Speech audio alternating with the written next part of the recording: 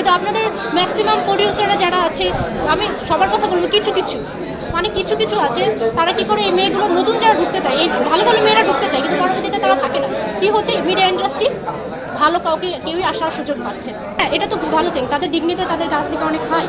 আপনার কাছে কি মনে হয় না কিছু কিছু মানুষের, আপনি তো সব ছেড়ে দিতে পারেন না, আপনার তো নিজের একটা ব্যক্তিত্ব আছে, আপনার তো নিজের একটা বিষয় থাকে। আপনার প্রিন্সিপাল ডিগনিটি দিয়ে যখন আমাকে কেউ টানা হেঁচড়া করবে, আমি থাকবো, আমি নিজেই তো থাকবো, আমিও হারাই যাবো। আপনি যদি বলেন যে আমার ইন্ডাস্ট্রিতে একজন একটা মডেল দরকার, আমার ইন্ডাস্ট্রিতে একজন মানুষ দরকার, আমার সিনেমা ইন্ডাস্ট্রি ডেভেলপ করবে, এই ইন্টেনশন নিয়ে কাজ করে সিনেমা ইন্ডাস্ট্রি বুম করবে। কিন্তু আপনাদের ম্যাক্সিমাম প্রডিউসাররা যারা আছে, আমি সবার কথা বলবো, কিছু কিছু মানে কিছু কিছু আছে, তারা কি করে এই মেয়েগুলো নতুন যারা ঢুকতে চায়, এই ভালো ভালো মেয়েরা ঢুকতে চায়, কিন্তু পরবর্তীতে তারা থাকে না। কি হচ্ছে, মিডিয়া ইন্ডাস্ট্রি ভালো কাউকে কেউই আসার সুযোগ পাচ্ছে না। এবং সিনেমা ইন্ডাস্ট্রিও কিন্তু খুবই ডেভেলপড হয়েছে। সো আমাকে যদি বলেন যে এখন বর্তমানে আমার যদি ডিজায়ার কারোর সাথে যদি কাজ করার কথা যদি বলা হয়, যে আমাকে যেমন হচ্ছে টপে একদম টপ নচের কথা যদি বলেন, তাহলে শাকিব খানকে বলবো।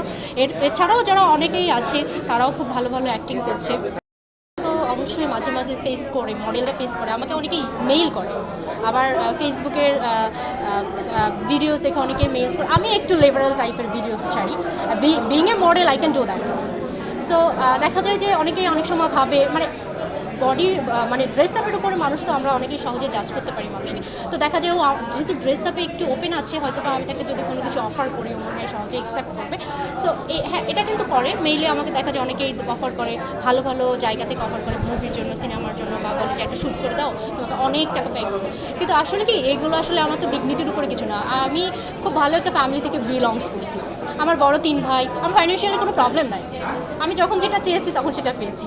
সো এইগুলো আমি অলওয়েজ ইগনোর করি। অফার আমার ভালো ভালো জায়গা থেকে এসেছে।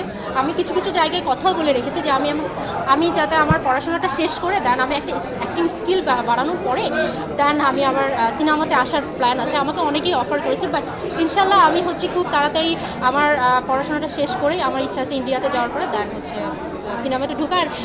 পরবর্তীতে যারা যদি এই সিনেমার মধ্যেও অনেকেই দেখা যায় এই ধরনের কাস্টিং কাউচ যে অফারগুলো আপনারা মেনশন করছেন, এটাও কিন্তু হয় যে কার অভিনয় দেখে ইন্সপায়ার। বর্তমানে কিন্তু অনেক ভালো ভালো মুভিজ কিন্তু সিরিজ বের হচ্ছে। হ্যাঁ, অনেক এখন কিন্তু মোটামুটি সবাই যারা নতুন যারা করছে, স্পেশালি নতুন যারা করছে, তারা কিন্তু এখন ফাটাই করছে। আমাকে যদি বলা হয়, তাদের অ্যাক্টিং স্কিল কিন্তু অসাধারণ। আমি এখন পর্যন্ত দেখি না, দেখেন আমি আমার লাইফে আমার একটা খুবই ভালো একটা নোশন আছে, পজিটিভিটি ব্রিংস পজিটিভিটি।